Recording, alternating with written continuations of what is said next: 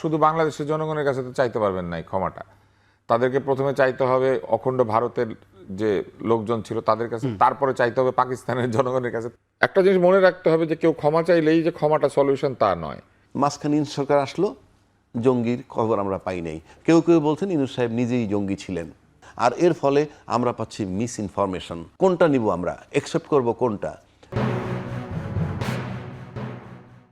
আমি আপনার কাছে অনেক ক্ষমা চাইতে পারি, কিন্তু আপনি যদি আমাকে ক্ষমা না করেন এটা ক্ষমা হবে না। ঠিক একইভাবে জামাত ইসলাম যদি একটা প্রতিষ্ঠান হয়ে থাকে এবং মুক্তিযুদ্ধের সময় তারা যে বিরোধিতা করে থাকে, তাহলে তারা ক্ষমা চাইতে পারে, কিন্তু জাতি যদি তাদেরকে ক্ষমা না করে ক্ষমা পাবে না, আর জাতি যদি তাদেরকে ক্ষমা করে দেয় ক্ষমা পাবে। এখন কিভাবে জাতি ক্ষমা করবে তাদেরকে, এইটা আইনগত সিদ্ধান্ত নিতে হবে। কোনো সংসদে কিংবা রাজনৈতিক দলগুলি একত্রিত হয়ে তাদেরকে বলতে হবে যে আপনাদের ওই সময়ের ভূমিকার জন্য আপনারা যেহেতু অনেক তওবা করেছেন, আপনাদেরকে আমরা দিলাম ছেড়ে। এটা হইতে পারে, এটা একটা সলিউশন। আর একটা সলিউশন হচ্ছে যে না, আপনাদেরকে ছেড়ে দেওয়া যাবে না, আপনারা অন্যায় করেছেন, অতএব ওই সময় যারা যে অন্যায় করেছেন সেটার বিচার হবে। এই দুইটাই তো সলিউশন, এছাড়া তো আর কোনো সলিউশন নাই, এই দুইটাই সলিউশন।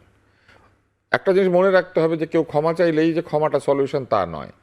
যার বিরুদ্ধে অপরাধ হয়েছে সে যদি ক্ষমা করে তাইলে সেটা। জামাত ইসলাম তো বলে যে বিভিন্ন সময় তারা ভুল স্বীকার করেছে, কোন জায়গায় কি বলার চেষ্টা করে, না কাজটা কি করেছিল সেটা বলেছে, কোন অপরাধের জন্য কোন অন্যায়ের জন্য ভুল স্বীকার করেছিল সেটা কি তারা বলেছে? সেটা তো তারা বলে না পরিষ্কারভাবে। তারা কি রোলের জন্য তারা বলেছে। আপনার মনে আছে জামাত ইসলামের সভাপতি এই যে জায়গায় জায়গায় উনি যে শহীদ পরিবারের সন্তান হিসেবে নিজেকে পরিচয় দিচ্ছেন, তো উনি 47 থেকে শুরু করে, এই দলের জন্ম কিন্তু 47-এ না, 47 থেকে এই দলের জন্ম 47-এর আগে। তাহলে ওনারা কি বলতে চান? 47-এর আগে তাদের কোনো ভুল নাই, আর 47 বেছে নিলেন কেন তারা?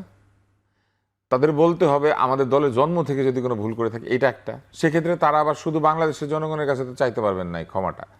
তাদেরকে প্রথমে চাইতে হবে অখণ্ড ভারতের যে লোকজন ছিল তাদের কাছে, তারপরে চাইতে হবে পাকিস্তানের জনগণের কাছে, তারপরে চাইতে হবে বাংলাদেশের জনগণের কাছে। এখন এই যে যেভাবে ওনারা ক্ষমা চাইলেন সেইভাবে ক্ষমা চাওয়া কি আপনার কাছে মনে হয় যে এটা পারসেপশন ওয়াইজ, মানে ধারণা অনুযায়ী এইভাবে বললে হবে 47 সাল থেকে যদি আপনাদের মনে কোনো দুঃখ দিয়ে থাকে, আমরা যদি কিছু করে থাকি, যদি কিছু মানে কি আপনি জানেন না আপনি কি করেছেন? স্পেসিফিক বলতে হবে 71 সালে এই এই ভূমিকার কারণে যা করেছি সেটা বলতে হবে, আমি এইটা করেছি এবং এটার জন্য আমি সরি, এটা বলতে হবে না? তো সেটা তো বলছেন না। উনি বলছেন যদি কিছু, যদি কারো কষ্ট দিয়ে থাকি, যদি মানে কি ওনারা জানেন না ওনারা কি জন্য করেছেন? যদি যদি হইলে আবার এটার জন্য ক্ষমা চাইতে আসেন কেন? যদি উনি নিজেই তো জানেন না, যদি কিছু উনি বলছেন মানে উনি নিজেও জানেন না উনি কি করেছিলেন বা ওনার দল কি করেছে। এগুলো হচ্ছে ভাষা ভাষা ধোয়া ধোয়া। ওই যে আমরা ছোটবেলায় একটা গান শুনতাম, তুমি কি কুয়াশা ধোয়া ধোয়া ধোয়া ধোয়া ধোয়া ধোয়া। হ্যাঁ হ্যাঁ, আমার ধারণা এটাকে, হ্যাঁ এই অদ্ভুত এক গান, তুমি কি কুয়াশা ধোঁয়া ধোঁয়া ধোঁয়া। এই গান কি গান? এটা পশ্চিমবঙ্গে এসব গান হয়, এগুলো বুঝি না ভালো। হ্যাঁ এগুলো বুঝি না, অনেক অনেক গান আছে। হ্যাঁ এটা ওখানকার গান। আচ্ছা, তো এগুলা অনেক গান তাদের ওখানে হয়, বুঝছেন? জি, তোমার ওই কি বালিশে নালিশে এক গান আছে একটা ওদের। তো ওইরকম এই যে একটা ওনাদের মাফ আর কি, এটা কোথা থেকে আসলো চাপ, ওনারা কেন চাইছেন মাফ, কোথায় গড়িয়ে গেছে পানি সব নদীর, আর ওনারা এখন আছেন যদি এবং কিন্তুর মধ্যে, এইগুলা বললে তো হবে না। যদি মাফ চাই ঠিক মতো চাইতে হবে। এবার আসেন সলিউশন। সাধারণত সলিউশন দুইভাবে হয়, একটা তো হলো যে শাস্তি, আইন, ক্ষমা, এসবের ভিতরে আরেকটা হচ্ছে সময়। মানে আজকে যে জামাত ইসলামের এতগুলো সিট ওইখানে, এটা কি প্রমাণ করে? এটা কার ব্যর্থতা? এটা হচ্ছে যারা মুক্তিযুদ্ধের চেতনার নাম দিয়ে লুটপাট করেছেন তাদের ব্যর্থতা। ওই যে শহীদ পরিবার, উনি বলেছেন না যে আমি শহীদ পরিবারের সন্তান, এভাবে বারবার পরিচয় দেয়। তো শহীদ পরিবারের সন্তান, তারপর উনি যদি একটা অন্যায় কাজ করে তাহলে যে অবস্থা হবে ঠিক সেই অবস্থা হয়েছে। ওইটা হওয়ার কারণে এখন এই 70-80টা সিট পেয়ে গিয়েছে। তো এই বাস্তবতাগুলি বিবেচনায় নিতে হবে। এই বাস্তবতা বিবেচনায় নিয়ে আমি মনে করি যে রাজনীতি কেমন জানেন? রাজনীতি হচ্ছে একটা বর্তমানের ঘটনা, এটা অতীতের ঘটনা না। যেমন আপনারা দেখবেন যে অতীত আশ্রয়ী একটা রাজনীতি আমাদের এখানে আছে। একজনকে খাটো করার জন্য 5 জনকে হাজির করা হয়। যেমন আমাদের স্বাধীনতা যুদ্ধে হোসেন শহীদ সোহরাওয়ার্দীর অবদান। হোসেন শহীদ সোহরাওয়ার্দী পাকিস্তানের প্রধানমন্ত্রী থাকা অবস্থায় মারা গিয়েছেন। শেরে বাংলা সোহরাওয়ার্দী, ভাসানী, বঙ্গবন্ধু শেখ মুজিবুর রহমান, জিয়াউর রহমান, এইভাবে। হ্যাঁ, বৈরুতের একটি হোটেলে উনি মৃত্যুবরণ করেছেন। উনি তো পাকিস্তানের প্রধানমন্ত্রী হয়েছিলেন। তো উনি কি পাকিস্তান মানে বাংলাদেশ স্বাধীন করতে চেয়েছিলেন? কোথাও ওনার কোনো বক্তব্যে কোথাও আছে উনি বাংলাদেশের স্বাধীনতা চেয়েছেন? সোহরাওয়ার্দী সাহেবের নাম কোনোভাবেই স্বাধীনতা যুদ্ধের সাথে আসতে পারে না। আসতে পারে উনি আওয়ামী লীগের সভাপতি ছিলেন, উনি বঙ্গবন্ধুর মেন্টর ছিলেন, এগুলো দিয়ে আসতে পারে। কিন্তু বাংলাদেশের স্বাধীনতা যুদ্ধে সোহরাওয়ার্দীর অবদান এইটা বলতে গেলে একটু ঝামেলা হবে। এইটা আসলে সেরকম কোনো বিরাট অবদান নাই। কিন্তু ওই যে মুক্তিযুদ্ধের সময় নেতৃত্বকে একটু ছোট করার জন্য আশেপাশে 4-5 জনকে দাঁড় করায় দিতে হবে, এগুলো হচ্ছে রাজনৈতিক সঠতা। এসব সঠতা করার কোনো দরকার নাই। আমি মনে করি যে ইতিহাসে যার যা অবস্থান, যে যা কাজ করেছেন, এটাকে নৈর্ব্যক্তিকভাবে একদম সঠিকভাবে বিশ্লেষণ করে এটাকে নির্ধারণ করে দেওয়া উচিত। এটাই হচ্ছে সলিউশন। এটা হইলে না কেউ আর কোনো তর্ক করতে পারবে না। 30 লক্ষ শহীদ হয়েছে, অর্থাৎ তারা ছিল স্বাধীনতার বিপক্ষে শক্তি, অর্থাৎ পাকিস্তান সরকারের। তো এই যে শহীদ হয়েছে, সোজা বাংলা আমরা বলি শহীদ হয়েছে, আর তার আগে তারা মাইরে ফেলাইছে তো আমাদের আমি সংখ্যা নিয়ে বল না, ইতিহাস বলে 30 লক্ষ, এটা 3 জন হোক গিয়া সেটা ভিন্ন কথা, মারা তো গেছে। এই যে মারা গেল, এই মারাটা গেল তাদের জন্যে, এটা হত্যা মামলা। আবার যদি 2 লক্ষ মা বোনের ইজ্জতের দিকে তাকান, তাহলে এটা কঠিন অপরাধ। দুইটা কিন্তু কোনোটাই ক্ষমা করা যায় না। কেন করা যায় না? আপনি ফৌজদারি আইনে বিধান আছে, কিছু কিছু মামলা আপোষ করতে পারে 2 পক্ষ কোর্টের বাইরে, কিছু কিছু মামলা আছে কোর্টের অনুমতি সাপেক্ষে আপোষ করতে পারে, আর কিছু কিছু আছে কোর্টের অনুমতি নিয়েও আপোষ করা যায় না। ফৌজদারি মামলা তো করা যাবে না, না, মীমাংসা নাই বলতেছি। হ্যাঁ, তার ভিতরে এই মানুষ হত্যা বা গণহত্যা কিংবা এই যে মা বোনের ইজ্জত নেওয়া, এগুলো কম্প্রোমাইজ করা যায় না।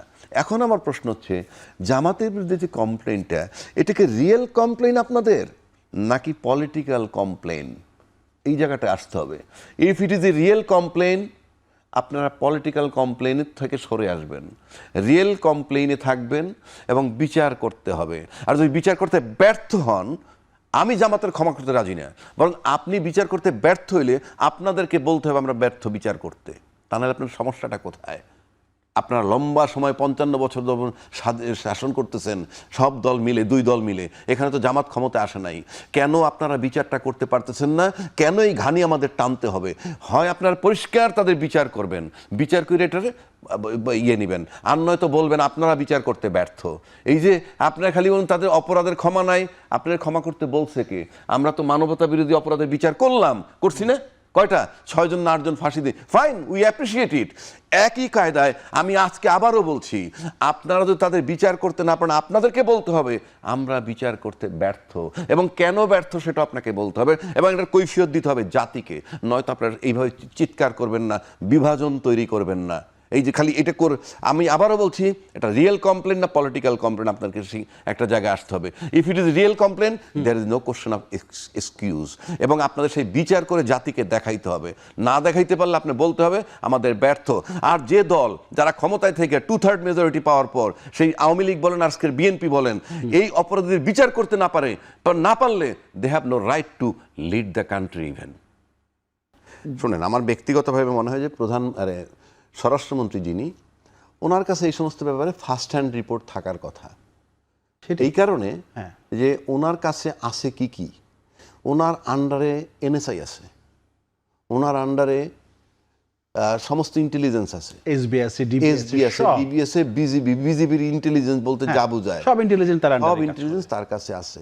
এবং তার রিপোর্টটা আমার কাছে, ইনফরমেশনটা আমার কাছে গুরুত্বপূর্ণ। পাশাপাশি ডক্টর জাহিদ সাহেব যদি বলেন উনি প্রধানমন্ত্রীর দপ্তরের লোক, সেই হিসেবে বলা মানে এটা প্রধানমন্ত্রীর অফিসের ইনফরমেশন। প্রধানমন্ত্রীর অফিসের ইনফরমেশনটাকে যদি আমি বেশি গুরুত্ব দেই, তাহলে মনে হয় যে এদের ভিতরে সমন্বয়হীনতার অভাব, অথবা 2 ধরনের রিপোর্ট তারা পাচ্ছে কিনা।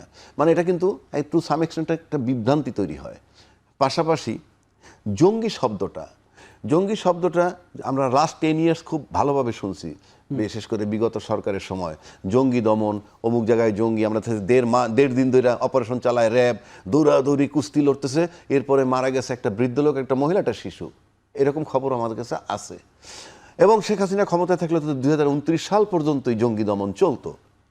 এখন সে নাই, মাঝখানে সরকার আসলো, জঙ্গির খবর আমরা পাই নাই। কেউ বলছেন ইউনূস সাহেব নিজেই জঙ্গি ছিলেন। ভালো কথা, উনি নিজে জঙ্গি ছিলেন। উনি যদি জঙ্গি থেকে থাকেন তাহলে জঙ্গির কন্টিনিউশন ছিল, কিন্তু ইউনূস সাহেব জঙ্গিদেরকে লাই দিয়েছে, মানে লাই দেওয়া বলে বুঝেন, আশ্রয় প্রশ্রয় দিয়ে গেছে, তাহলে জঙ্গি ছিল। এখন এই জঙ্গি দমন করাটা খুব স্বাভাবিক, and it's a positive news for the country. জঙ্গি দমন, মাদক নির্মূল, এই সব নিউজগুলো কিন্তু ভালো এবং এটা সবাই চায়। কিন্তু প্রশ্ন হচ্ছে যে নির্বাচনের আগে এই সরকারের মুখ থেকে আমরা শুনছি গণতান্ত্রিক সরকার ক্ষমতায় আসলে সব ঠিক হয়ে যাবে, কোনো জঙ্গিবাদ টঙ্গিবাদ কিছুই থাকবে না।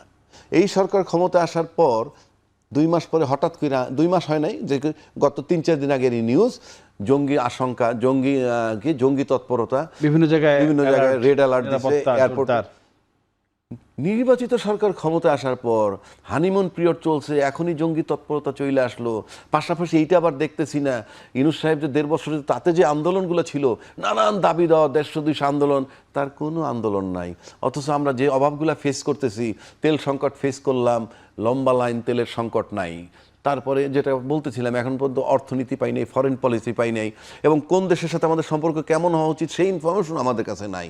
সেক্ষেত্রে এরকম মিস ইনফরমেশন অথবা বলেন অথবা মিস আন্ডারস্ট্যান্ডিং বলেন, তাদের এই ইনফরমেশন মনে হয় যে 2টা দপ্তরের মধ্যে মিস আন্ডারস্ট্যান্ডিং, আর এর ফলে আমরা পাচ্ছি মিস ইনফরমেশন। কারণ কোনটা নিব আমরা, অ্যাকসেপ্ট করব কোনটা?